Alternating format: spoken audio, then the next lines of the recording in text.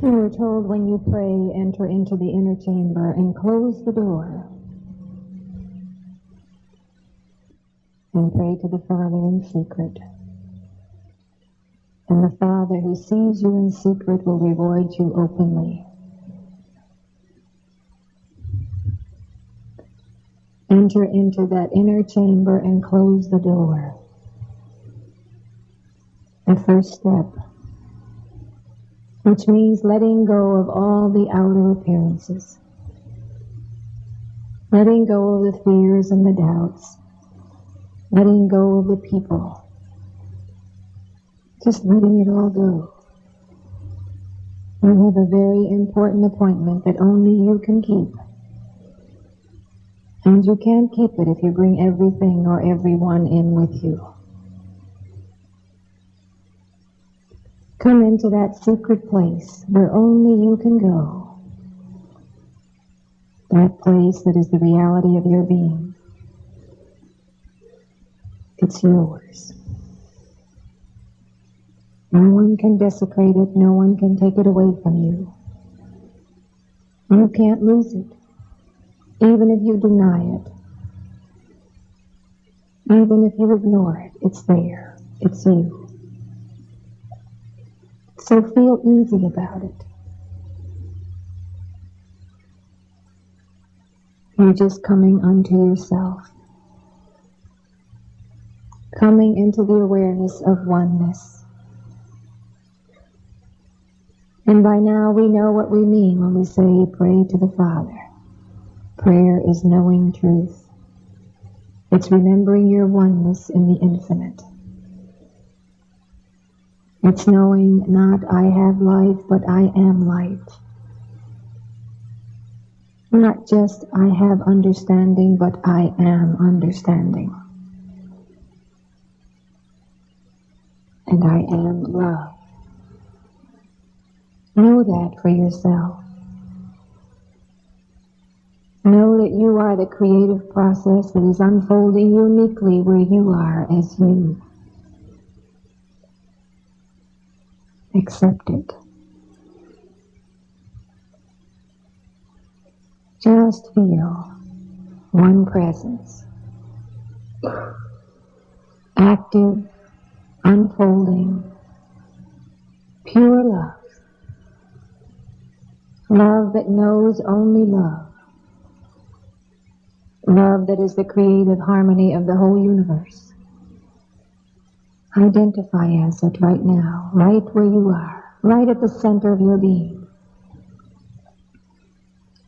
This is that of you that has always been, that will always be.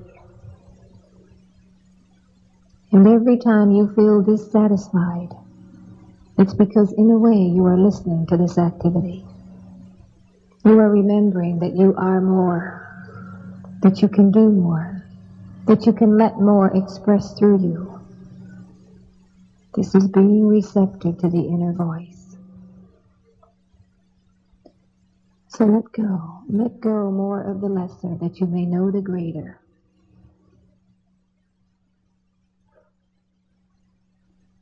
And for this moment, be aware only of yourself.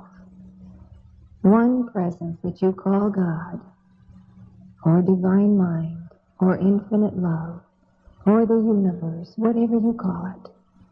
Be aware of just that presence, right there where you are.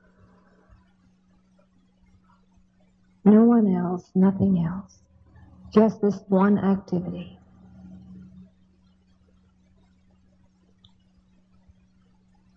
And this activity is active in a manifest form that is you. And this activity is active everywhere. But just know just this wonderful activity. Feel yourself immersed in it. Feel yourself alive with it.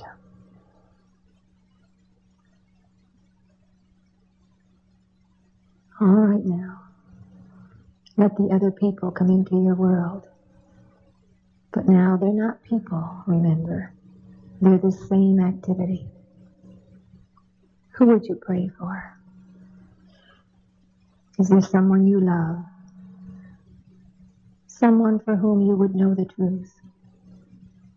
Now you can truly pray for them. Because now you see them for what they are. A spiritual identity. The presence that is you is present where they are.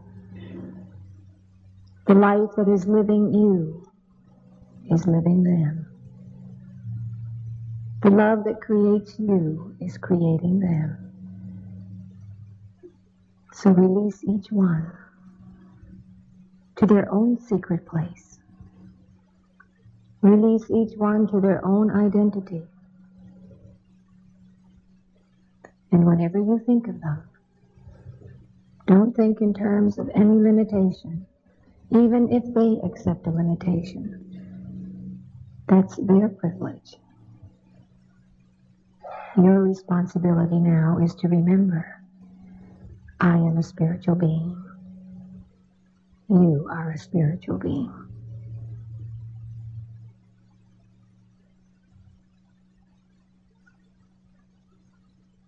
And the same infinite source that is taking care of me, unfolding through me, is unfolding through you. Remember the first words of that prayer that we call the Lord's Prayer. Our Father says it all. Release each one to that activity that we call the Father. And in that moment, they are free, and you are free.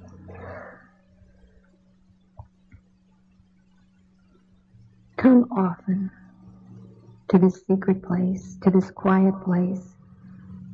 You can come even in the middle of a busy activity in the outer.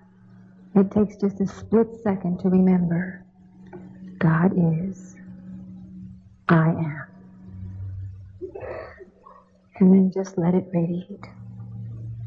Accept it. Expect the guidance.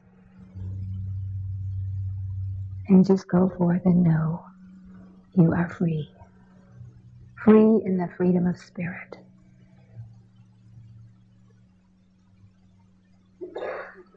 And easily and without any effort. With a deep inner knowing. With a conviction that has been ours from the beginning of time. We just say yes. And so it is.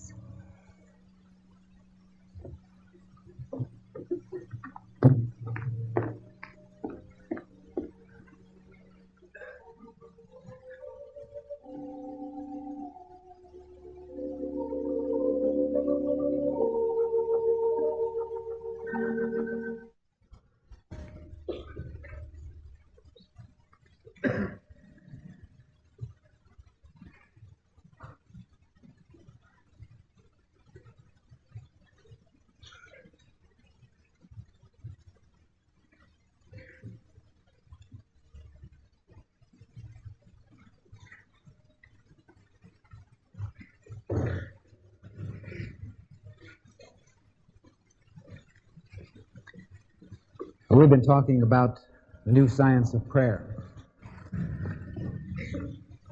To some folks, this might be a little shocking right at the outset, to think of prayer as scientific, because in the normal practice, it's about as unscientific as anything can be.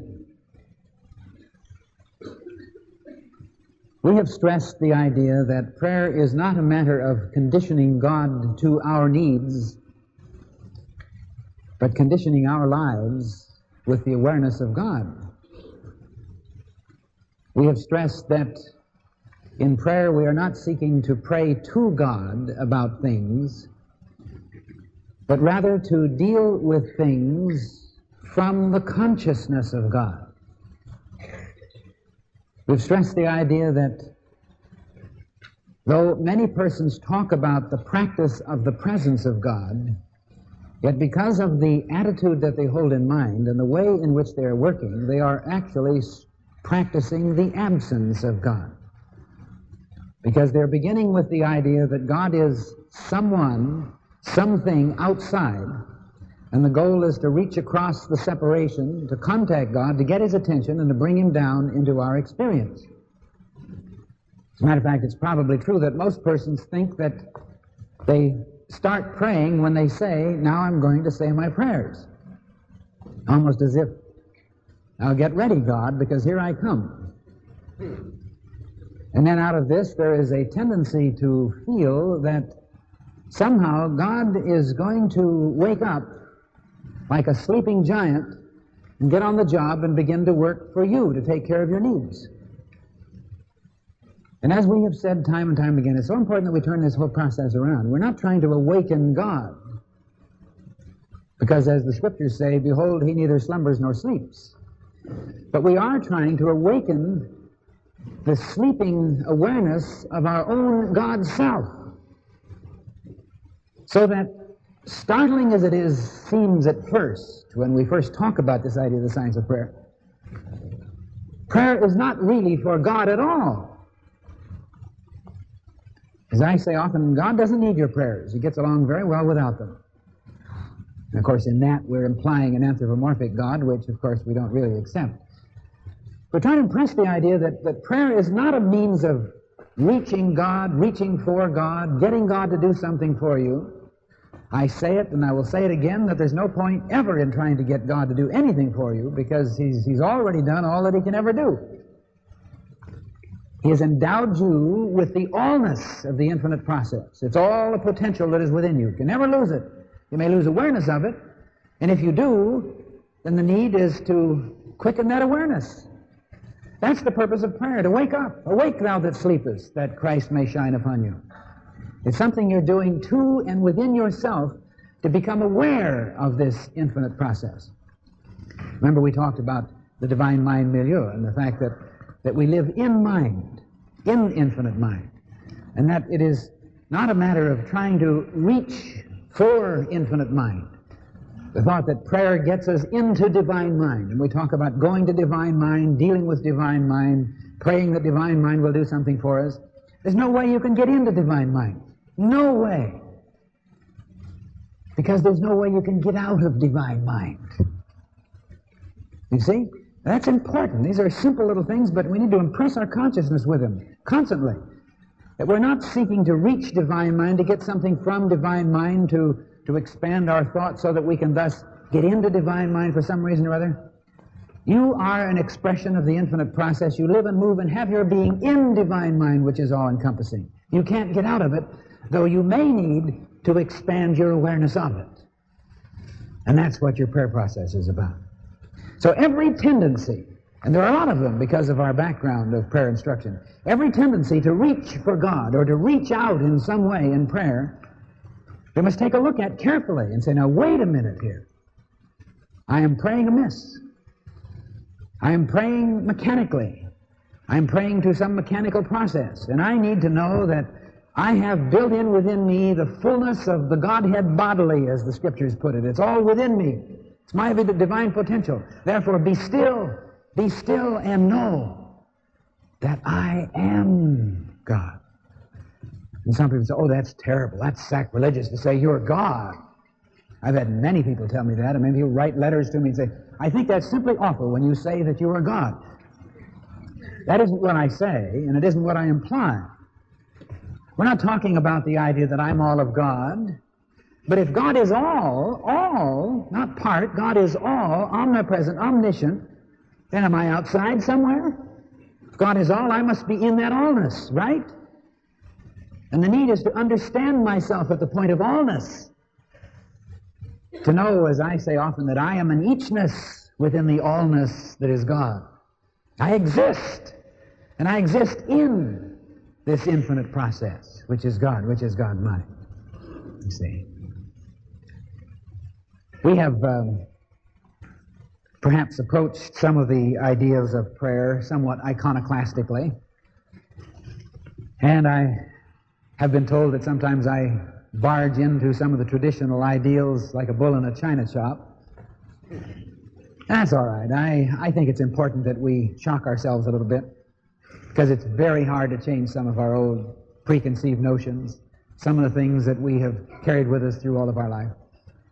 But some folks have been a little bit disturbed and have asked that I make a comment about if prayer is so simple and if it's simply an I amness and so forth, what about some of the beautiful traditional prayers of the Bible, such as the 23rd Psalm and the 91st Psalm and the Lord's Prayer, and some of the traditional prayers that we've had in our religious background, such as the prayer of St. Patrick and a number of others like this?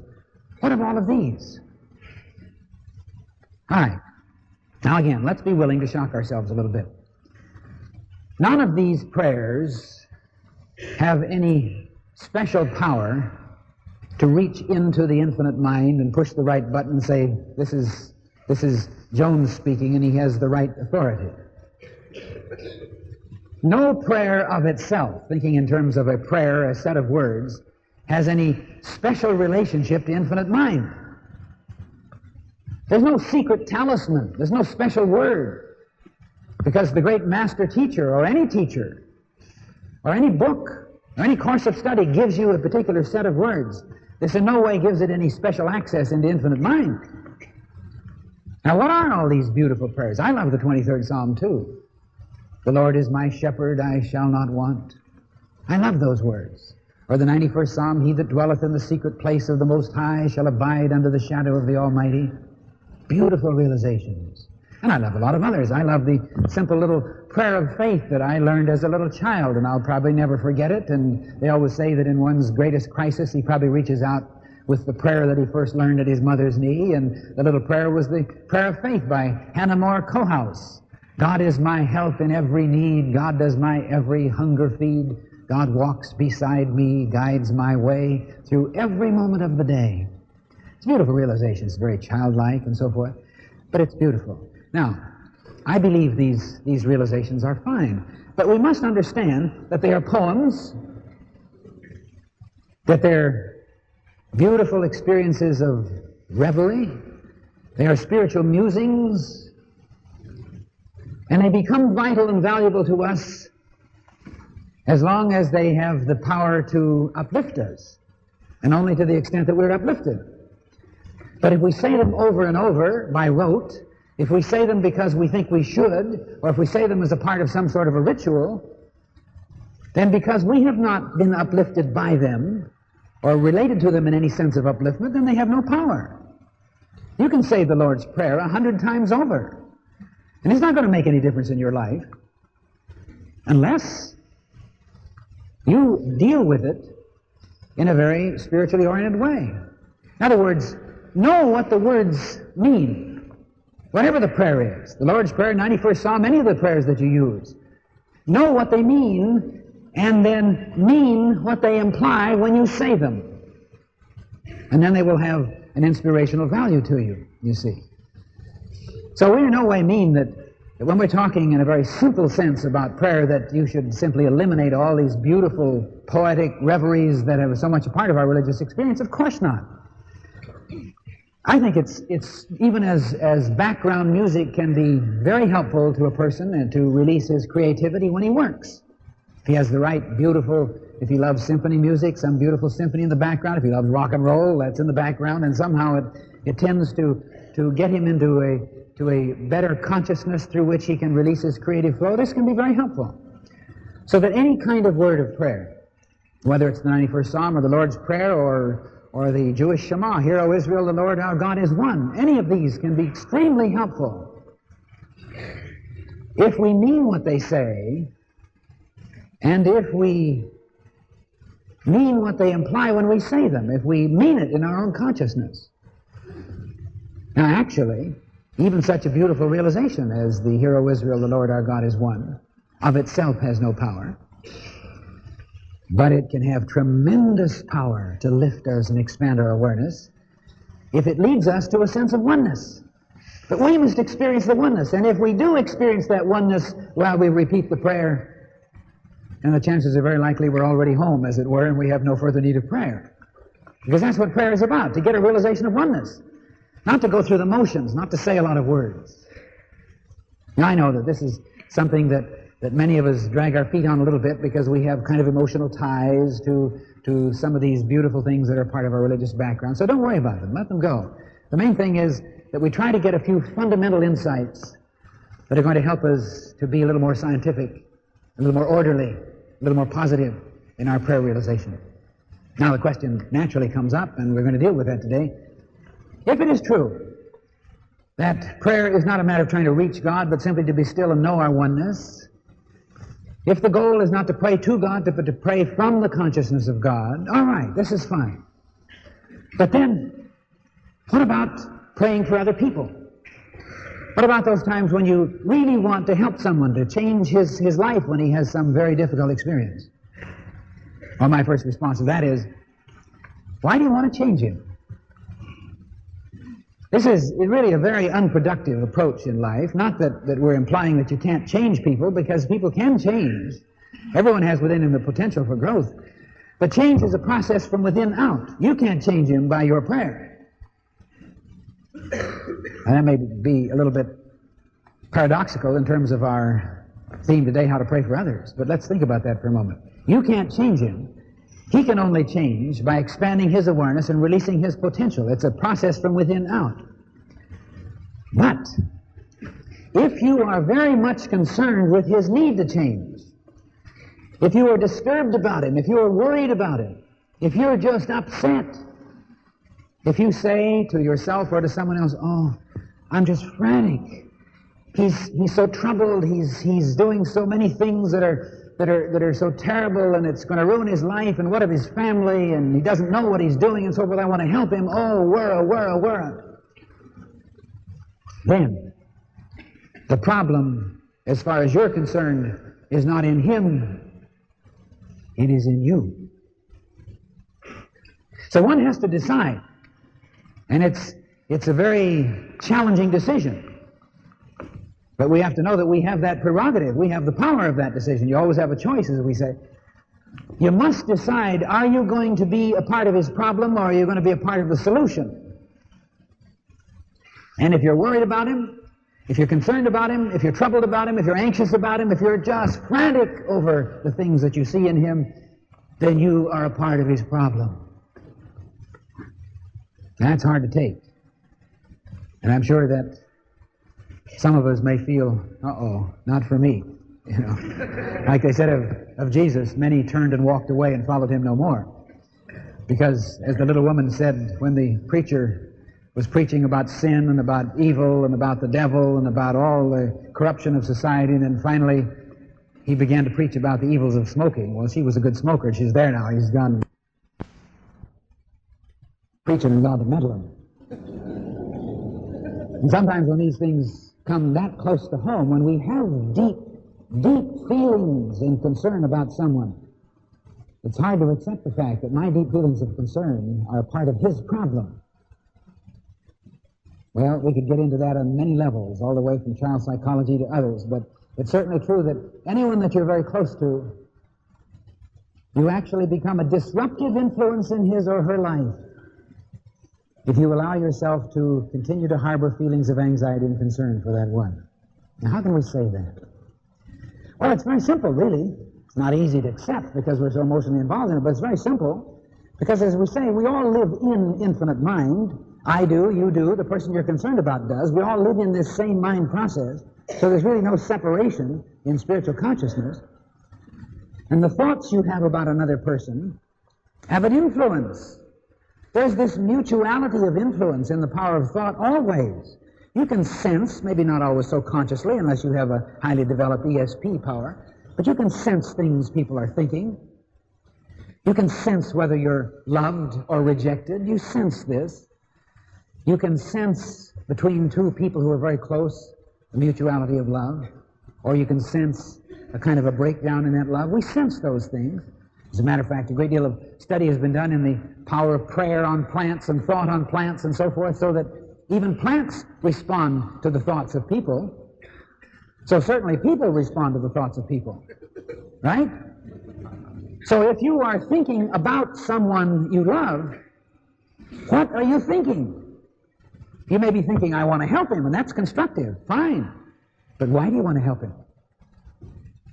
Because he's such a so-and-so. Because he's so disturbed. Because he has so many problems. I want to see him. So we justify it. We said, but after all, I want to behold the Christ in him. Okay, why don't you? Because I need to pray for him. He's got to change. As far as you're concerned, the one you're dealing with is not this one, but it's the vision in your own consciousness. Everyone that is a part of your general awareness of life exists as an image in your mind. Your prejudices, your fears, your attitudes of love or hate, all these form the image in your consciousness about the other person. And that is so locked into your consciousness that you may say, but oh, I'm praying that God will help him. But remember, we're not talking about God out there. We're saying you eliminate that. I mean, that's an intellectual construct. And there's no way that you can get God out there or God anywhere to help the person as long as you are rejecting the divine idea of this beautiful person and are locked into the realization, but he's so... And we add all of our adjectives, you see. So therefore, the prayer effort for the other person is first and foremost for yourself, to change your attitude, to dissolve your feelings of hurt, to let go of your prejudices, so that then you can begin to see him in a more enlightened sense. Remember, we say often that the main goal is not to set things right, but to see them right. And this is the important thing in working for another person. You may feel very righteous about the fact that this person is bad and you're good and you want to try to help him to be good, or he's sick and you're well and you want to help him to be well, and he's confused and you have a knowledge of the truth and you want to give him the truth. You may feel very right and righteous about it. But the fact is, you cannot set him right. That's the great frustration. Oh, people who have prayed for others and parents have worked for children and people are constantly sitting back blessing and blessing and blessing the boss and blessing the co-workers and so forth, doing this day after day, quite often have tremendous frustrations. And eventually say, oh, well, I guess, when the student is ready, the teacher will appear. When he really needs help, he'll experience it. And so we rationalize it. But what we do not realize is much of our effort, even though we may be using the right words, much of our effort is to try to set him right. As one person told me once, I've been praying for this person, and spiritually, in consciousness, I'm giving him a good shaking up. And somebody else might say, spiritually, in consciousness, I'm giving him a good punch in the nose, too. You see.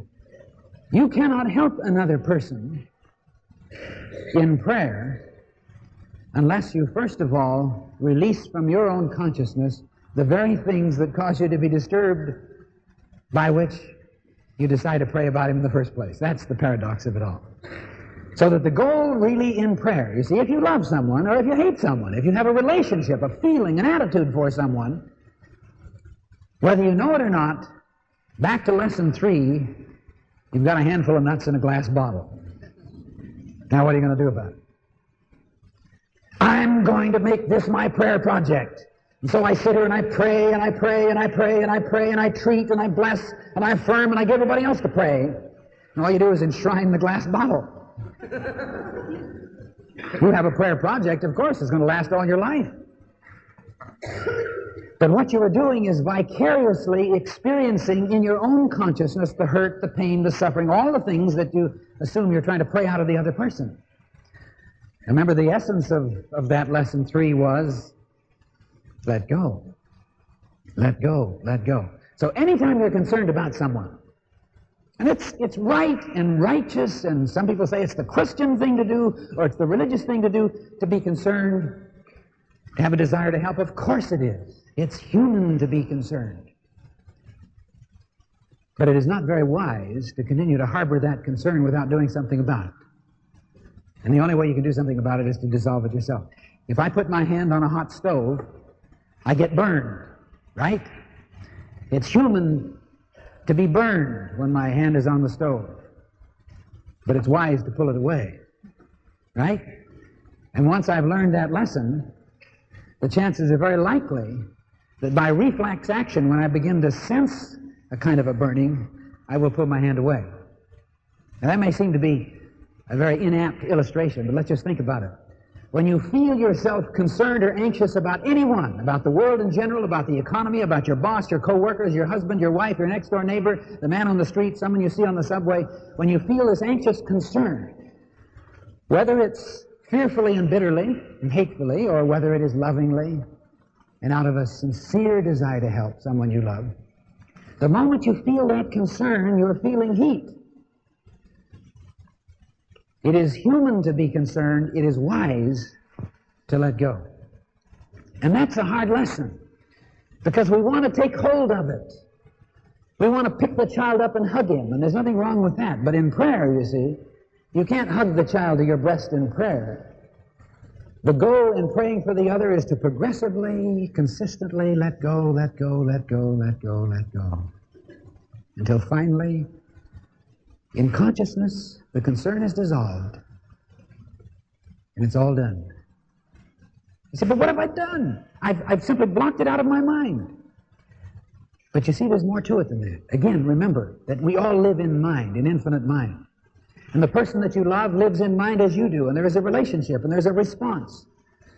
And while you're progressively heaping on your concerns and your anxieties for the one, you are actually, in a way, beyond explanation, and perhaps vicariously, heaping on the problems on the consciousness of the other person. That's the energy that's going forth from you. And when you're letting go, letting go, letting go, letting go, letting go, you're helping him to find releasement from his burden. Because you love him, because you're concerned about him, because you have that relationship in mind. It's very subtle, but oh, so very important. You see, so that oftentimes you will find, and I have found, we all do, that the person that you love the most and care about the most is the person that you almost invariably find it the most difficult to pray for. And don't be self-condemning about this. Don't be too hard on yourself, because this is human. Obviously, all of us have a responsibility to rise out of this human level, but sometimes it's not easy. It's like a person would say, but you don't understand. It's my boy, and I love him. He's my little baby. Well, of course. And that's perfectly human. And that response would bring a tear to the eye of anyone, because we all identify with that. But here's the lesson. Wonderful realization of wholeness and of oneness, stillness, where you can identify with yourself, not thinking about God somewhere, but be still and know that I am God. That I am is God. The I am of me is God. The I am of me is God at the point of me. Know this. Dwell in it. Stillness. And that stillness can last, again, 30 seconds, 10 minutes, 20 minutes, whatever time you want to give to it. Then you're ready for your prayer treatment. Now you can take your affirmations. But you see, the interesting thing is, even as I would defy someone to run through a field of daisies, I would defy anyone to take this series of affirmations after he's had a sincere meditation, a sincere time of relaxation, and start speaking them da-da-da-da-da-da-da-da-da. You wouldn't do it. You can't do it, because you feel that sense of oneness. You're totally free from tension, stress, and strain. Now you take the series of affirmations and you will whisper them like a feather on the breeze, because you're not trying to make them happen. This is not affirmation. You're simply tuning in, synchronizing yourself on that divine process. So you will now say, even if it's a long list of affirmations, I am a spiritual being, one, whole, I'm free, beautifully free. I'm alive and alert and awake and joyous and enthusiastic. You don't need to repeat it or to go over any repetitious form. You don't need attention or stress. If you start straining and tense, if you start speaking the words loudly, and I know there are a lot of writers and teachers say, speak the word with authority, and I say, this is all in human consciousness. The authority is that which comes from the dynamic of the spirit within. So in your stillness, you whisper the words. And the moment you even feel tempted to say, oh, I must say that again, you've lost it. Because now, remember the illustration of last week, now you're taking the arrow, and you're trying to shoot it out with your force, and it's not going to go very far. So now you have the bow pulled back, you see. And now you whisper the word, I am perfect life. And now the word goes forth to accomplish that whereto it is sent. Why? Because as Jesus said in a moment of great realization, the word I speak is not my word, but the word of him who sent me. Now you're synchronized with the divine yes. And so you're simply saying yes to the yes. I am healed. Not I am healed, I am life, I am vitality, I am substance, I am strength. I am. And you let it go. You see, you free it. You send it forth. And there's no need then to go into any long, constant process of repeating the words. Treatment is vital. Treatment is important. The affirmative approach to prayer is a dynamic way to pray. But do not stop short until gradually you begin. You may not do it all at once, until gradually you begin to create and utilize your own affirmations. They will be simpler. They will be less complex. You will be using 2 and 3 syllable words instead of 4 and 5 and 6 metaphysical elaborations. And that's good. Because most treatments and most affirmations come out of the ego of the person who created it. And if a person is writing a book on affirmations, he's going to write some pretty complex, profound affirmations. You've got to earn the $6.95 you pay for the book, you see. The point is, it should be simpler and simpler and simpler until ultimately, as August so often says, all you really need is just yes. Because the law is, as Jesus articulates it, the Father knows what things you have need before you ask, before you affirm, before you treat. The Father, the divine source within you, knows. And if that's the case, then why should I be affirming? Oh, we say, but I've got to build it into my consciousness. And the moment we take that approach, we totally discount the superconsciousness of man. The superconscious mind is that supermind of you, or the infinite activity of God in you, which is God expressing as you at the point of your mind, which is your mind at the point of God, which contains the already aware allness of Spirit. The I amness is the heart and root of it. It's the heart and root of you. It's the Christ of you, the allness of you. And if we say, I've got to build it into my consciousness, then we've taken ourselves literally out of the context of the whole process of God and man. That's the mental science approach, and I know it. This has been the basis of so much metaphysics. The mental science thing. You must affirm it, speak it, affirm it over and over again, treat it, constantly say it, speak it in a loud voice, build it into your consciousness. So you treat yourself like an automaton, and you begin to act like one. And things work. You see, this is true. You can actually demonstrate from this process. It works. But in the process, you become unconsciously what I call a metaphysical hypochondriac. Because you have already accepted the idea that the only way you can be helped is to build it into your consciousness, and therefore every time a need comes up, you've got to constantly be building in, this happens, this happens, ram it in, cram it in, lam it in, cram it in, constantly pushing all these realizations into your consciousness so that now I can be a beautiful, illumined student of truth. Coming out your ears, you know, like Snuffy Smith used to have he'd get into the turnips and there'd be little burps coming out of his mouth that they'd so beautifully show on the paper. But we have truths and affirmations and treatments coming out of our ears. And it's so often, and many of you I'm sure have seen this within other persons, and I say it not judgmentally, but in trying to understand the process. Quite often for the good truth student who's been a student of truth for 30, 40, 50 years, and who's always reminding you of it, whenever this person faces a need, or you face a need, and he's around, he says, well, all you got to do is know da-da-da-da, da-da-da-da, da-da-da-da-da-da. That's all you got to do. Why don't you speak the word? You know, as if it's just mechanical, just feeding it into the computer, and out comes the answers. That's beautiful. And it's a kind of a promise, I think, that has lured many of us on. And there's a great deal of truth in it, you see. So I don't mean to make light of it. But we miss the whole context. The source of truth is the non-verbal flow of the divine process that is already within, that knows your need even before you ask, even before you consult the textbook, even before you speak words of affirmation and treatment. That knows already. And so you speak the words not to make it happen. You say, I am wise with the wisdom of Spirit. You're not going to be wise because you affirm this. If it is true because you are wise with the wisdom of Spirit. And if you are wise, then you don't have to keep saying it over and over again. What you need to do is to be still and acknowledge it. And then out of that acknowledgement, simply to suggest to yourself that you're in tune, then you affirm, I am wise with the wisdom of Spirit. And now you begin to release across that little conduit of consciousness this divine flow of wisdom. But where did it come from? It didn't come out of the sky because you said a lot of words. It was already the divine potential within you before the world was I am. Before Abraham was I am, as Jesus said. This is what he meant. But this has always been the root of you. Your health, your overcoming, your love, your fulfillment is always innate within you. The problem is not in God, in divine law, in something out here that's holding you back, and if you can just get the right treatments and lambaste them with this and this, they'll stop doing your dirty work so that then you can experience what you want. You see? This is a very paranoid view of life, which is so often the attitude by which a person gets into his prayer treatment. Let it all go. Don't worry about what they do, what they say, what's in the office, what I think God is doing to me. Let it all go. That's a part of your relax and let go. Totally still. Get yourself in the realization of oneness with the divine flow. And then speak the word of truth, whatever that word may be. And if you don't have a word, just say yes. God is, I am. That's all. You don't need any fancy elaborations. Just get that feeling of yes to the divine yes. Amen. This is it. So be it. Then go about your business. Knowing that it is not something you have put into your subconscious mind, but it's a door you've opened in your superconscious mind, which is the depth of you, your own divine potential, which flows easily and freely at all times into and through you as a dynamic spiritual being.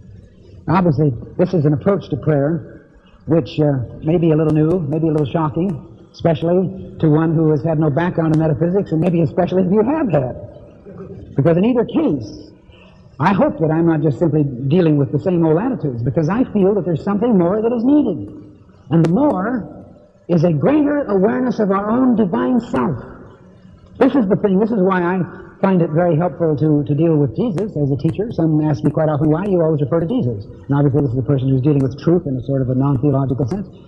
Well, I deal with Jesus basically as a teacher who demonstrated certain fundamental principles, and it's not that I accept Jesus as the only demonstration of the dynamic spirit of man and the flow of God, but he certainly gave us a great deal to work on, and so he becomes for me a very important guru. I mean, I have other gurus too, not in a Western sense, but in an intellectual sense, in a spiritual sense. I may have many sources, people in attitudes and ideals and theologies and philosophies that may have a great influence on my consciousness, and I accept Jesus as a tremendous dynamic instrumentation by which this great idea was articulated.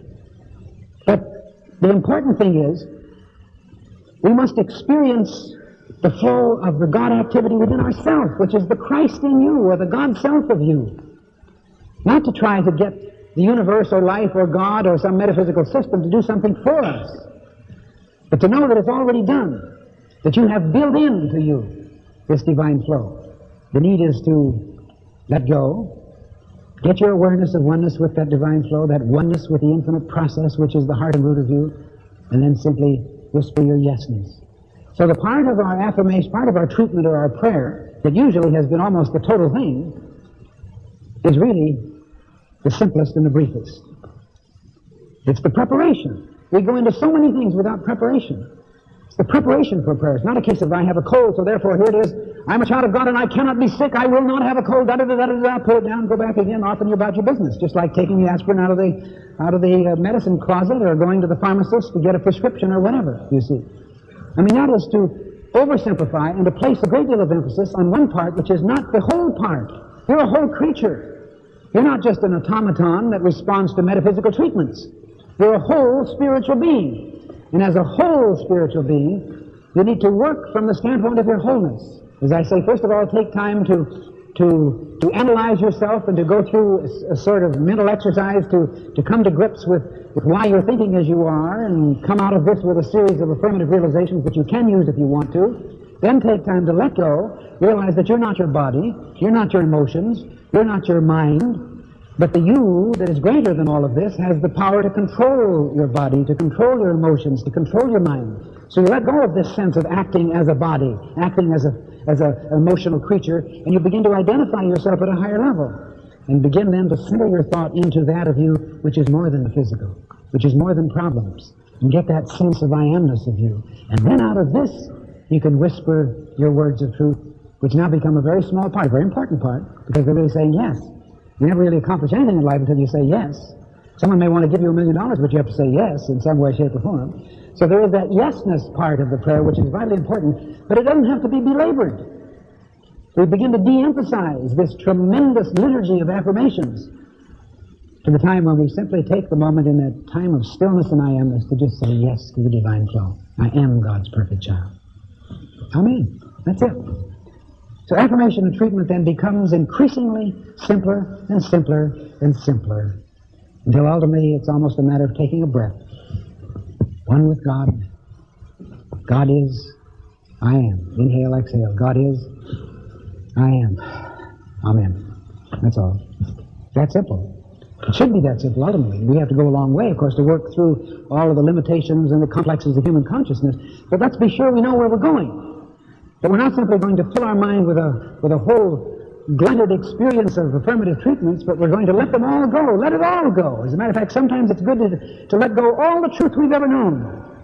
You may say, well, when I have a problem, I sit down to remember all the truth I've known. But if you remember all the truth you know, you're also judging yourself, because you're saying, I know all this truth, why isn't it working for me? You see? Don't remember all the truth you've known. Let it all go. Forget that you ever heard of truth, of metaphysics, if you will. You're really serious.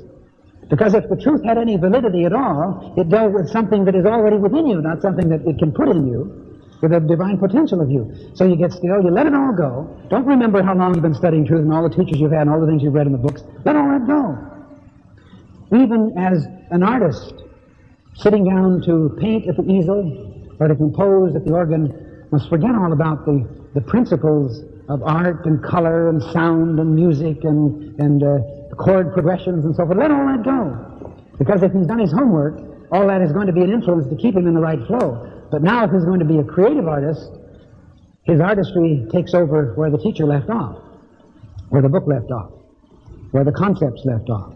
So if you have done your homework in truth, if you've been studying truth for 30 years, if you are such a great truth student, fine, okay. Have faith that now you can forget about all the words, all the teachings, all the affirmations, all the books, all the thoughts. Well, I must be good because I studied with Emmett Fox, I studied with Erwin Seal, I studied with Dr. Barker, I studied with Eric Butterworth, so that means I'm ready. Doesn't at all. It means you spent all these years sleeping in all those classes. Possibly. Or at least working at the concepts and so forth, but all intellectual. The point is, if it meant anything to you, it means that at this moment you can forget it all. Not I am whole because I learned this from Emmett Fox, but I am whole because I am. That's all. Amen. Well, we'll pick up from there next week, or we might go on from now till next week. Thank you very much. It's been very good, and we'll call all good night.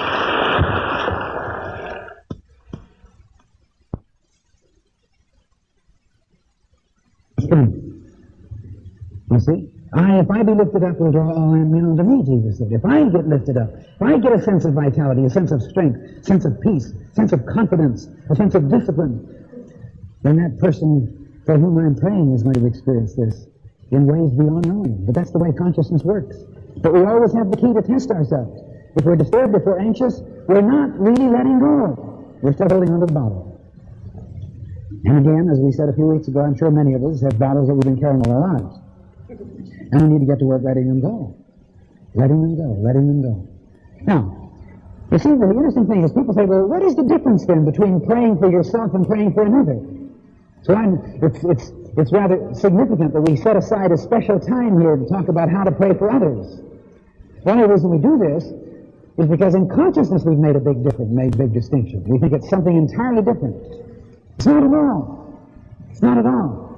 Same identical process, same identical principle. There's nothing different whatever in praying for others.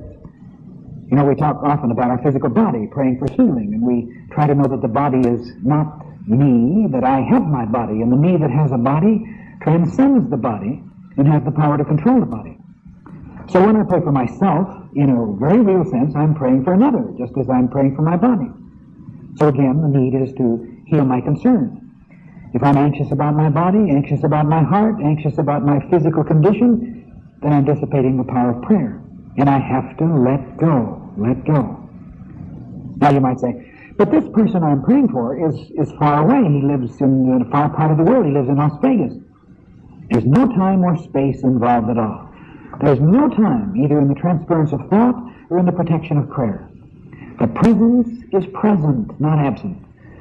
So it is important then to let go entirely of an idea that quite often I don't like, and that's the idea of absent treatment. What we're really saying when we talk about absent treatment is, all right, I'm going to do something different. Now I'm going to get out my little spiritual voodoo doll and begin to put needles in it so that something will happen to the person over there. So, you see, we're trying to get into a whole different frame of reference, and it's extremely confusing and frustrates any potential healing power. Again, there's no such thing as absent treatment as separate from present treatment. Treatment is treatment. If we're trying to pray in an absent sense, then we're practicing the absence of God. We're eliminating the need for the ideal of wholeness and the potential of expressing the wholeness in the individual. It's no more difficult to pray for a person on the other side of the world than it is for a person on the other side of the room. As a matter of fact, it may be a lot easier. Because if the person on the other side of the room is very ill, then it is very difficult to rise above the appearance. It may be much easier to know the truth and get a transcendent awareness about a person who is separated from you. So I say, don't let yourself be concerned about the idea of nearness of the person when you pray. As a matter of fact, it is probably true that most of us will do a far better job of praying for someone that we don't even know. This is why often a prayer group composed of people who pray impersonally for other people can project a tremendous healing force. And one of the saddest things that I know is when people come to visit someone in the hospital.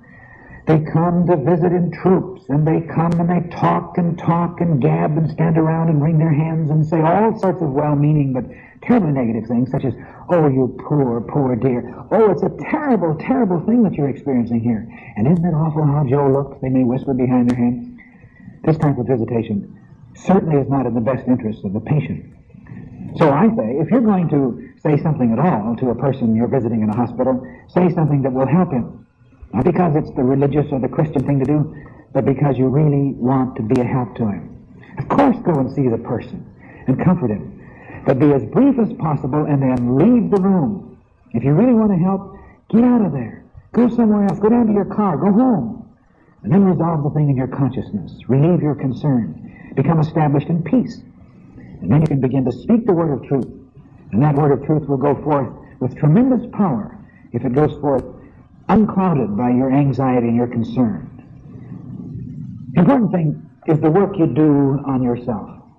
No matter how much you love a person, there's no way that you can reach into his mind and pick out the negative thoughts and leave the positive, take out his confusion and put in a dynamic perfection. You can't do it. No way.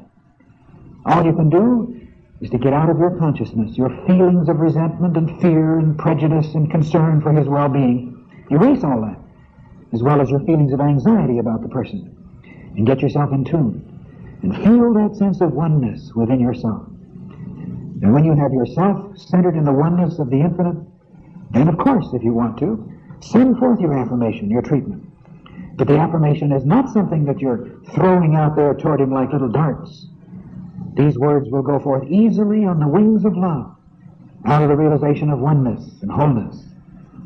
And you will see this person as God's perfect child. You may know for him that you are one with healing life, free from all imperfection, and so forth. But you're not praying and pleading, oh God, please heal John. You're seeing from the realization of the consciousness of God within yourself, omnipresent everywhere and within the person. And thus you project and radiate light and life and power that goes forth toward that person as a healing force. You don't have to keep coming back to it. You don't have to keep saying, oh, that poor, poor soul. When you come back to that feeling of anxiety, then that's the time to have your treatment again. That's the time to let go, let go, let go. And know the truth for him.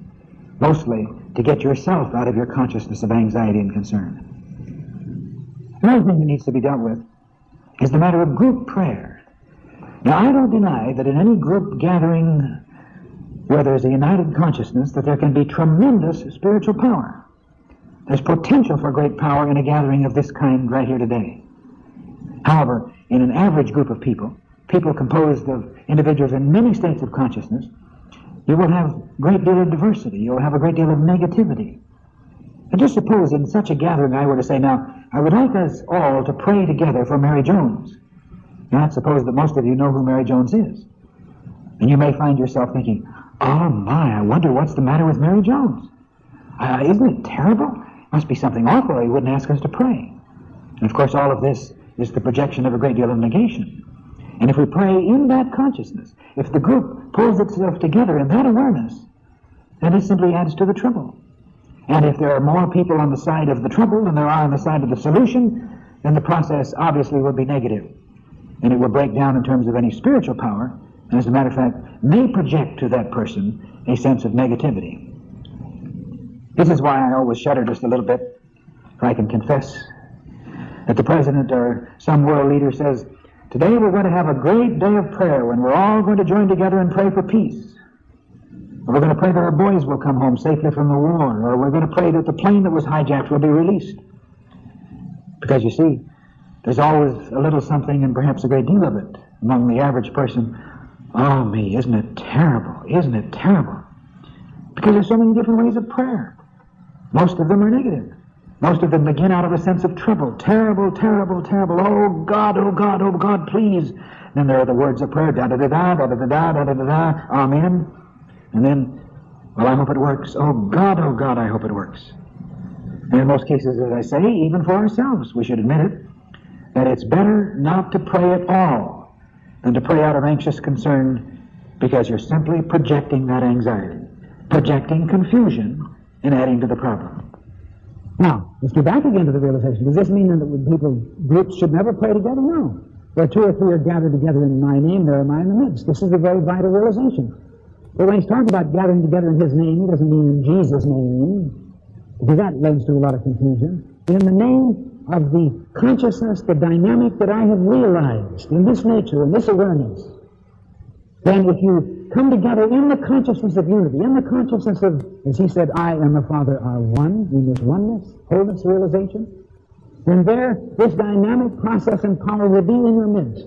All that I have achieved, all the consciousness that I have managed to realize will actually be there. In other words, we tend to tune in on all the positive forces of the universe when we're in that consciousness of oneness.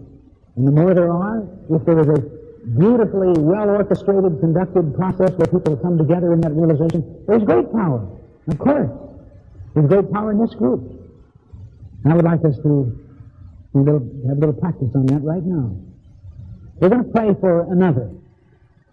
Now I want to ask you to hold in mind someone that you're going to pray for, because let's don't go through the question of now you've got to try to let go. Let's do it in the sense of total objectivity. And I won't even say who it is.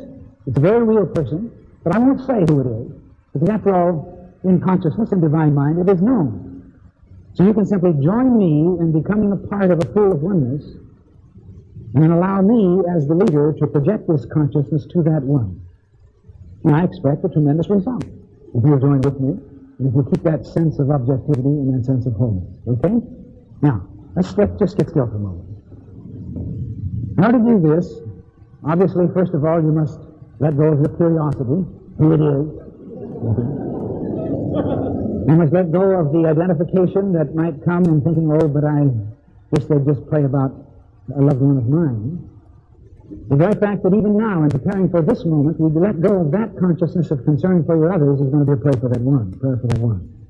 So, all right, now, first of all, we're going to set up, as we have suggested that we do in terms of being scientific in our prayer, we're going to set up a prayer realization.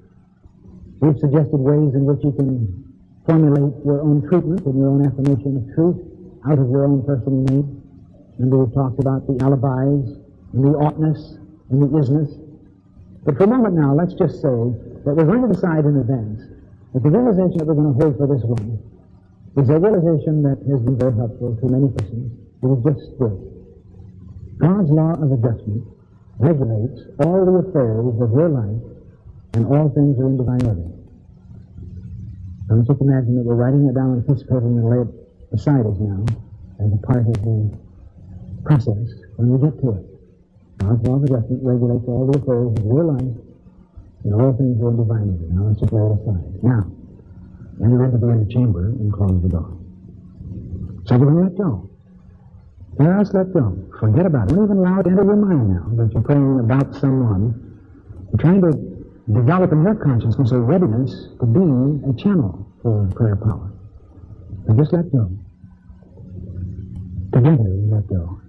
And let go of all thoughts of anxiety for ourselves, troubles, fears, tensions, the things that we may have been troubled about when we came into this hour, we let go.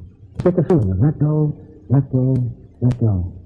And if you find that you are holding on to a handful of nuts in a glass bottle, then consciously say, I let go, I let go. I loose it and let it go. You feel it just all falling away. And for a few minutes feel your whole physical body being released, decomposed as it were, as all of the tensions dissolve. You feel your eyes relax. You feel your facial muscles all relax and free themselves from tension. You feel this sense of freedom just moving down through all of your body. All the organs and functions and the limbs and the cells, every part of your body. Relax, relax, and let go. Let go, let go. In a sense, just kind of feel yourself almost as a vehicle that has suddenly been made as light as air, just flitting its way back and forth as it drops like a feather to nestle upon the earth. And feel that you are that relaxed, you are that peaceful. Now for a moment realize that you're not working alone. You are a dynamic center in the universe, in the infinite mind of God. So get the thought that there is that which is moving into you and through you from all sides, rushing, streaming, pouring into you, filling you, thrilling you, getting a sense of being a co-creator with God, a participant in the divine process. And you get yourself out of the way. But you see tremendous potential power manifesting in you. And yet you feel completely impersonal about it. Not by my power, but by my spirit, saith the Lord. So you just suddenly feel a tremendous peace and a tremendous energy welling up within you. And yet you know that this peace and this energy passes all understanding. It is a part of the divine flow. You're in it, and you're its focal point.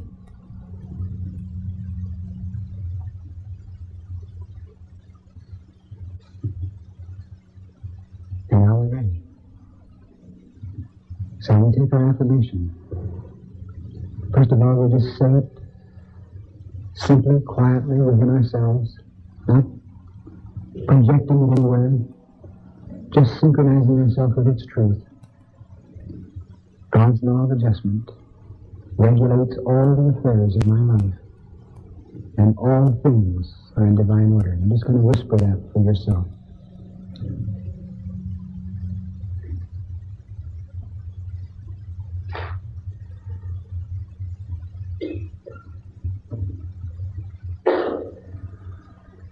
And now we're unified in consciousness, and you're with me, and I'm with you. And we're not many individuals, but we're one. So I don't have to tell you who it is that I'm going to look upon, but I will look upon that one for whom we would pray. Without any concern or anxiety on your part, just let your whole self feel one with me and I with you. As I speak this word, quietly, lovingly, tenderly, and in faith, to this one. And you're with it, you're in it. God's law of adjustment regulates all the affairs of your life, and you are in divine order, now and always. And it is good. It is wonderful. And we give thanks.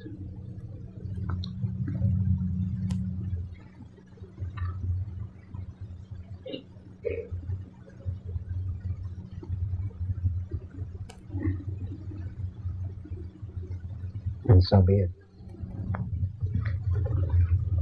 Now actually, this is a pool of consciousness.